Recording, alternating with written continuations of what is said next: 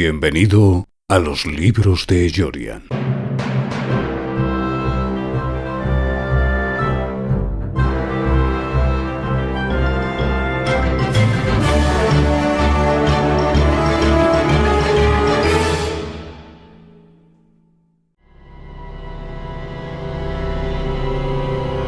El gato negro.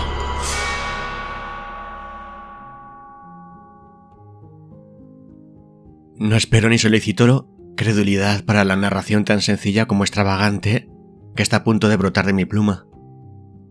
Locura sería en verdad el esperarlo, ya que mis propios sentidos rechazan su evidencia. Sin embargo, no estoy loco, ni estoy soñando, estoy seguro. Pero debo morir mañana, y quiero aligerar el peso de mi alma hoy. Mi propósito inmediato es presentar, llana y sucintamente, a los ojos del lector, sin comentario de ninguna clase, una serie de simples acontecimientos domésticos.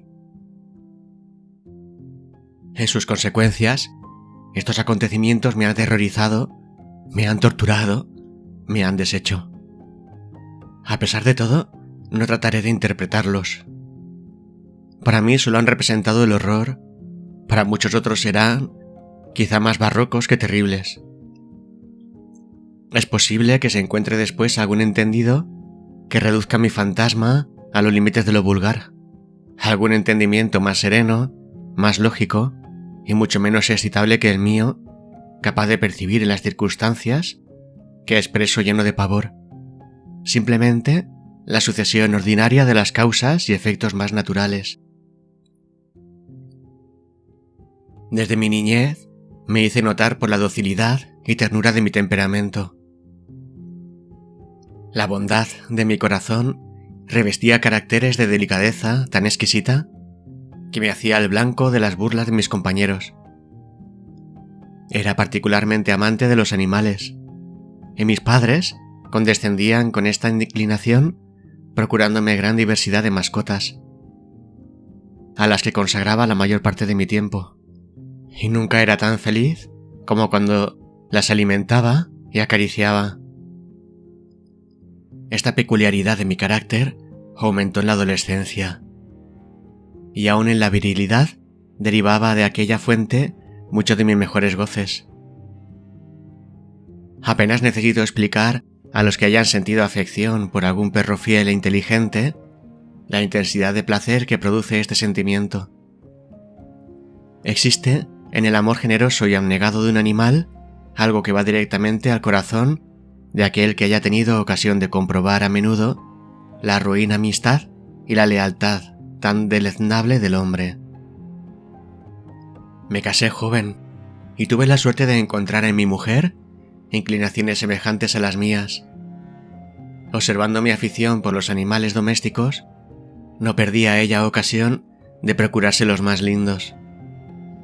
Teníamos pájaros, peces dorados, un perro, conejos, un pequeño mono y un gato. Era este un enorme y hermoso animal, enteramente negro, e inteligente hasta un grado excepcional. Al ocuparnos de su inteligencia, mi mujer, que tenía gran fondo de superstición, hacía frecuentes alusiones al antiguo concepto popular que considera a brujas disfrazadas a todos los gatos negros. No es que ella se aferrara a esta creencia. Si menciono la idea, es por la sencilla razón de que recuerdo ahora casualmente. Plutón, que así se llamaba el gato, era el preferido entre las diversas mascotas y mi compañero habitual de juegos. Solamente yo le alimentaba, y él acostumbraba a seguirme por todas partes dentro de la casa, haciéndome difícil evitar que hiciera lo mismo también por las calles. Nuestra amistad continuó así durante años, durante los cuales, y a impulsos del demonio intemperancia, me ruborizó el confesarlo, mi temperamento y mi carácter sufrieron una radical alteración hacia el mal. Día tras día me hacía más taciturno e irritable, y guardaba menos consideración a los demás. también me permití usar con mi mujer un lenguaje destemplado, llegando después hasta la violencia física. Mis mascotas hubieron de sentir, naturalmente, este cambio de disposición. No solamente las descuidaba, sino que las maltrataba. Todavía conservaba, hacia Plutón, sin embargo, cierta inclinación que me impedía maltratarle, como lo hacía sin escrúpulo de ninguna clase, con el mono, los conejos y aún el perro, cuando por cariño o por casualidad se cruzaban en mi camino. Pero la enfermedad avanzaba. El alcohol es semejante a una enfermedad.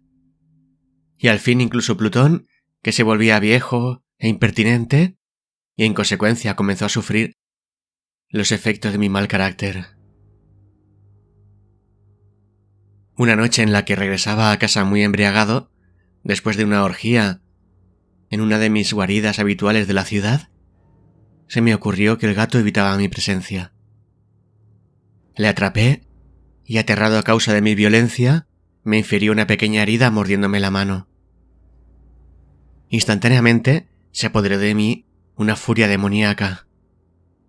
No me conocía a mí mismo. Mi alma prístina parecía haber escapado en aquel momento de mi cuerpo, y una maldad diabólica, nutrida por la ginebra, estremecía todas mis fibras. Saqué un cortaplumas del bolsillo de mi chaleco. Lo abrí y deliberadamente arranqué de su órbita uno de los ojos del animal. Me avergüenzo, me espanto, me horrorizo al escribir esta abominable atrocidad. Cuando al día siguiente entré en razón, después de haber adormecido los humos de la orgía nocturna, experimenté un sentimiento, mitad de horror, mitad de remordimiento, por el crimen cometido. Pero era apenas un sentimiento débil y equívoco que no llegó a conmover mi alma. Me sumergí de nuevo en los excesos y ahogué pronto en vino la memoria de mi hazaña. Al mismo tiempo, el gato se recobraba lentamente. El hueco vacío del ojo presentaba, es verdad, un terrible aspecto, pero el animal no parecía sufrir ningún dolor. Iba y venía por la casa como de costumbre, y como era de esperar, huía aterrorizado ante mi presencia. Aún conservaba bastante corazón para sentirme apenado por esta evidente muestra de desafecto por parte de un ser que tanto me había amado en otro tiempo. Pero este sentimiento se convirtió pronto en irritación, y se presentó entonces para confirmar mi depravación final e irrevocable, el espíritu de la perversidad. De este espíritu no se ocupa la filosofía. Sin embargo, no estoy tan cierto de la existencia de mi alma como de que la perversidad es uno de los impulsos primitivos del corazón humano. Una de las facultades primordiales e indivisibles que definen la orientación del carácter del hombre. ¿Quién no se ha sorprendido 100 veces cometiendo alguna acción vil y torpe por la sola razón de que no debía hacerlo? ¿No existe acaso en nosotros cierta perpetua inclinación a violar la ley contra todo el torrente de nuestro buen criterio, y solo porque comprendemos que tiene razón de ser? El espíritu de la perversidad, decía, vino a poner el colmo de mi depravación. Aquella ansia infatigable del alma de vejarse a sí misma, de violentar su propia naturaleza, de hacer el mal por puro gusto, me impulsaba, continuaba y tenazmente a consumar el daño que había infringido al inofensivo animal. Una mañana, a sangre fría, pasé un lazo a su cuello y lo colgué de la rama de un árbol. Lo ahorqué con lágrimas que corrían por mis ojos y el remordimiento más amargo que laceraba mi corazón. Lo ahorqué porque sabía que me había amado y porque sentía que no me había dado motivo de ofensa. Lo ahorqué porque comprendía que al hacerlo, así, cometía un pecado mortal que exponía a mi alma a encontrarse, si tal era posible, más allá de la gracia infinita del Dios más misericordioso y más temible. En la noche del día en que cometí esta crueldad, desperté a los gritos de un incendio. Las cortinas de mi cama estaban convertidas en llamas. Toda la casa ardía. Con gran trabajo, pudimos escapar del fuego mi mujer, mi criada y yo. Toda mi riqueza desaparecieron repentinamente, y desde entonces me entregué a la desesperación. Estoy por encima de la debilidad de establecer relación alguna de causa y efecto entre el desastre y la atrocidad cometida, pero refiero una cadena de acontecimientos y no quiero dejar ningún eslabón incompleto. Al día siguiente del incendio, visité las ruinas. Todos los muros, con excepción de uno, se habían desplomado. El que continuaba en pie era la pared, no muy gruesa, de una habitación situada en el centro de la casa y contra la cual descansaba antes la cabecera de mi lecho. El estuco había resistido allí en gran parte la acción del fuego, hecho que atribuí a su reciente aplicación. Densa muchedumbre se había apiñado cerca de este muro, y muchas personas parecían examinar cierta parte con viva y minuciosa atención. Las palabras extraño, singular, excitaron mi curiosidad.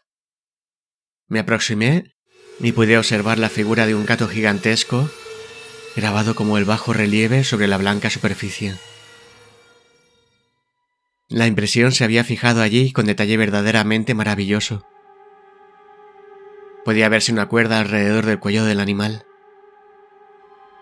Cuando se presentó por primera vez ante mis ojos esta aparición, pues difícilmente podía considerarla de otro modo, mi sorpresa y mi temor fueron extremos.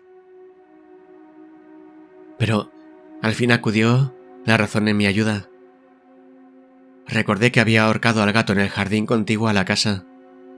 A la voz de fuego, el jardín se llenó de gente inmediatamente, y una de aquellas personas cortó sin duda la cuerda de la que pendía el animal, arrojándolo a mi aposento por alguna ventana abierta. Probablemente esto hizo con el propósito de despertarme. El desplome de los otros muros comprimió seguramente contra el estuco fresco a la víctima de mi crueldad, y la cal de la mezcla, combinada con el amoníaco del cuerpo y por efecto de las llamas, habían producido la figura que allí aparecía. A pesar de que tranquilicé prontamente mi razón, ya que no mi conciencia, acerca del hecho sorprendente que acabo de manifestar, no dejó por ello de hacer profunda impresión en mi mente. Durante largos meses no pude librarme del fantasma del gato, y en este periodo se apoderó también de mi espíritu cierto vago sentimiento que se asemejaba al remordimiento, aunque en realidad no lo fuera. Llegué hasta a lamentar la pérdida del animal y a buscar a mi alrededor, en los abyectos lugares que frecuentaba habitualmente, otra mascota de la misma especie y hasta cierto punto de apariencia semejante para reemplazarle. Una noche en la que me había sentado, medio embrutecido, en uno de aquellos antros de infamia, atrajo repentinamente mi atención un objeto negro que reposaba en lo alto de uno de los enormes barriles de ginebra o de ron que constituían el principal mueblaje de la estancia. Había estado mirando fijamente durante varios minutos la parte superior del barril, y lo que causaba mi mayor sorpresa era la circunstancia de no haber advertido antes el objeto en cuestión. Me acerqué y lo toqué. Era un gato negro, muy grande, tan grande como Plutón y semejante a él en todos sus detalles, con excepción de uno solo. Plutón no tenía un pelo blanco en ninguna parte del cuerpo, mientras este gato tenía un gran grupo de manchas blancas de forma indefinida que cubrían casi todo el pecho. Al tocarle yo, se incorporó como un resorte y comenzó a ronronear feliz. Se restregó contra mi mano y pareció deleitarse con mi atención. Este era, pues, el ser que andaba yo tratando de encontrar. Inmediatamente propuse su compra al tabernero, quien manifestó no ser su dueño. No conocía al gato. Jamás lo había visto antes. Continué acariciándole y cuando me preparaba a regresar a mi domicilio, el animal mostró disposición de acompañarme. Le permití hacerlo así, deteniéndome de vez en cuando para darle palmaditas antes de proseguir. Cuando llegamos a casa se adaptó inmediatamente, haciendo al momento grandes migas con mi mujer. Por lo que a mí respecta, pronto sentí despertarse dentro de mí cierta antipatía por el animal. Era justamente lo contrario de lo que esperaba, pero no sé cómo ni por qué su evidente afección me repugnaba y me hastiaba. Poco a poco, este sentimiento de tedio y repugnancia se convirtió en odio acerbo. Evitaba al animal, pero cierta sensación de vergüenza y el recuerdo de mi crueldad anterior me impedían maltratarlo. Durante varias semanas no lo golpeé, ni lo traté con violencia en forma alguna.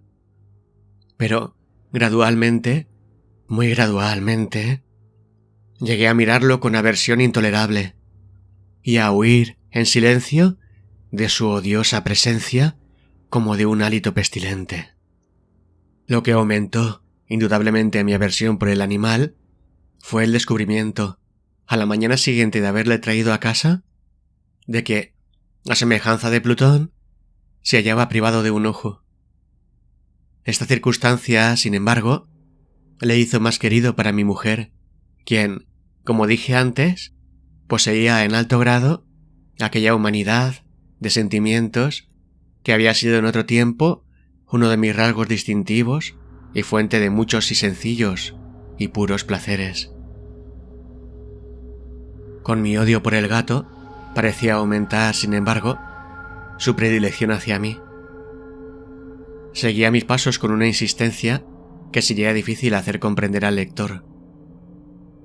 Dondequiera que me sentase, se acurrucaba bajo la silla o saltaba sobre mis rodillas cubriéndome con sus repugnantes caricias. Si me levantaba a pasear, se metía entre mis pies casi haciéndome caer o clavando en mis ropas sus largas y afiladas garras, encaramándose de este modo hasta mi pecho.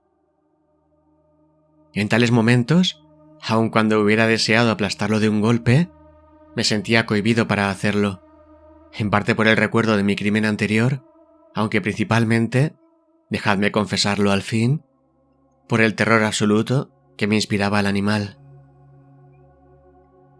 Este terror no era precisamente de daño físico, y sin embargo, no sabría cómo definirlo. Me siento casi avergonzado de confesar, si aún en esta celda de criminal, estoy casi avergonzado de confesar que el espanto y el horror que el gato me inspiraba aumentaba por una quimera de lo más fantástica que es posible imaginar. Mi mujer me había llamado la atención más de una vez sobre la índole de la mancha de pelo blanco de la que he hablado, y que constituía la única diferencia visible entre este extraño animal y el que yo había ahorcado. El lector recordará que esta marca, aunque grande, era al principio indefinida. Pero, por pequeños grados casi imperceptibles, y que mi razón luchó mucho tiempo por rechazar como fantasías, había asumido al fin una rigurosa claridad de líneas. Representaba ahora un objeto que me estremezco de nombrar, y por eso, sobre todo, aborrecía y temía, y me habría librado del monstruo de buena gana si me hubiera atrevido. Representaba ahora, decía, la imagen de algo espantoso, una cosa horrible, el patíbulo, o lúgubre y funesta máquina de horror y de crimen, de agonía y de muerte. y me encontraba yo verdaderamente desventurado, más allá de los límites de miseria que es dado soportar a la pobre humanidad. Y había de ser una bestia irracional a cuyo semejante destruí con menosprecio. Había de ser una bestia irracional quien me causara a mí, un hombre formado a imagen del Supremo Dios, este sufrimiento intolerable. Ni de día ni de noche volví jamás a saborear la bendición del descanso. Durante el día, la bestia no me dejaba un solo momento, y en la noche despertaba a cada instante de sueños de terror insuperable para sentir sobre mi rostro el ardiente aliento de la cosa y su flácido peso comprimiendo eternamente mi corazón, como una pesadilla encaramada que no tenía el poder de sacudir. Bajo la presión de tortura semejante, sucumbieron los pocos restos de bien dentro de mí. Los malos pensamientos eran mi sola compañía, los más negros y depravados pensamientos. La acostumbrada irritabilidad de mi carácter aumentó hasta el aborrecimiento de todas las cosas y de toda la humanidad, mientras mi mujer, sin una queja, era, ay de mí, la víctima diaria y paciente de los súbitos, frecuentes e incontenibles arranques de furia a que entonces me abandonaba ciegamente. Un día me acompañaba a ella en algún recorrido casero por los sótanos del viejo edificio que nuestra pobreza nos obligaba a habitar. El gato me seguía por las escaleras y, haciéndome casi precipitar, me exasperó hasta la locura. Cogiendo un hacha y olvidando en medio de mi ira el terror infantil que hasta entonces había detenido mi mano, asesté un golpe al animal que le habría sido fatal instantáneamente de ser asestado como yo deseaba. Pero la mano de mi mujer desvió el golpe. Arrastrado por su intervención a ira más que demoníaca, desasí el brazo que ella me sujetaba y hundí el hacha en su cabeza. Cayó muerta en el sitio, sin un gemido. Cometido el horroroso asesinato, me dediqué sin tardanza y con entera deliberación a la tarea de ocultar el cadáver. Sabía bien que no podría sacarlo fuera de la casa, ni de día ni de noche, sin correr el riesgo de ser observado por los vecinos. Diversos proyectos se presentaron a mi imaginación. A veces pensaba en cortar el cuerpo en menudos fragmentos y hacerlos desaparecer por medio del fuego. Otras resolví cavar una sepultura en el suelo del sótano. Luego deliberaba sobre si sería conveniente arrojarlo al pozo del patio o empacarlo como mercancía en un cajón con los requisitos acostumbrados y buscar un mozo de cuerda que lo sacara fuera de la casa. Finalmente, di con lo que me pareció mejor que todos los anteriores. Determiné empaderarlo en el sótano, como se dice que hacían con las víctimas los monjes de la Edad Media. La cueva se adaptaba muy bien para tal objeto. Sus muros estaban construidos con gran solidez y recientemente habían sido revocados con una mezcla que la humedad de la atmósfera no había dejado endurecer. Existía, además, en uno de los muros una protuberancia causada por cierta falsa chimenea u hogar que se había rellenado para nivelarla con el resto del sótano. No puse en duda el que fácilmente se podría retirar los ladrillos en aquel sitio, colocar allí el cuerpo y disponer el muro en su forma primitiva, de manera que nadie pudiera percibir nada sospechoso. Mis cálculos no me engañaron. Con ayuda de una barra de hierro arranqué fácilmente los ladrillos y, depositando cuidadosamente el cadáver contra la pared interior, lo mantuve en esta posición mientras que, con poco trabajo, volví a rehacer el muro conforme se encontraba anteriormente. Procurándome argamasa, arena y filamentos, con las precauciones posibles, preparé un compuesto que no pudiera distinguirse del enlucido antiguo y lo coloqué esmeradamente sobre el nuevo enladrillado. Al concluir, me sentí satisfecho con mi obra. El muro no ofrecía la más ligera señal de haber sido reconstruido. Recogí los fragmentos del suelo con el cuidado más minucioso. Miré triunfante en torno y me dije a mí mismo: aquí, por lo menos, mi labor no ha sido en vano. Me despreocupé enseguida de buscar al animal que había causado tanta desventura, porque al fin había resuelto firmemente deshacerme de él. Si me hubiera sido dado encontrarle en aquel momento, su suerte habría estado más allá de toda duda. Pero parecía que el taimado gato, alarmado por la violencia de mi cólera, evitaba afrontar mi actual disposición. Es imposible describir o imaginar la intensa sensación de reposo bienaventurado que produjo en mi pecho la ausencia de esta detestada criatura. Tampoco apareció en la noche, y así, por una vez siquiera, desde su llegada a la casa, dormí con sueño profundo y tranquilo. Dormí, ay, a despecho del asesinato que pesaba sobre mi alma. Transcurrieron el segundo y el tercer día, y mi atormentador no se presentó. Respiré de nuevo como hombre libre. El monstruo, en su terror, había abandonado la casa para siempre. No lo vería más. Mi felicidad era suprema.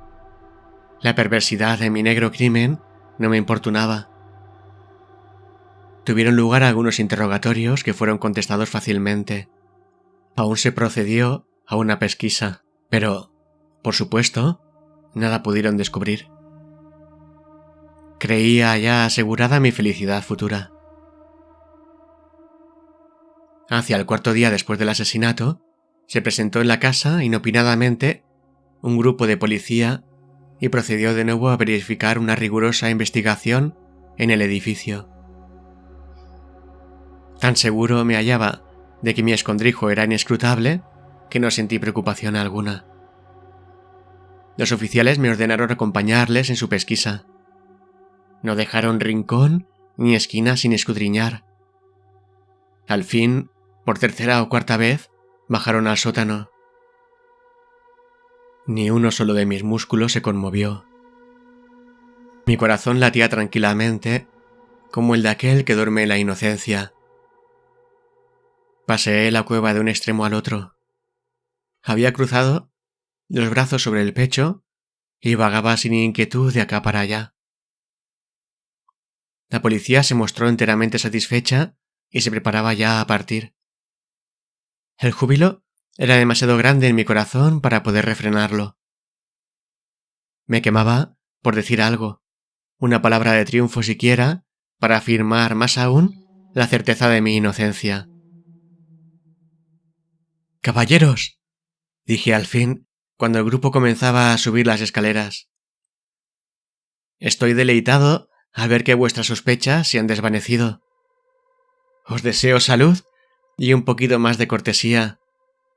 A propósito, caballeros, esta es una casa muy bien construida».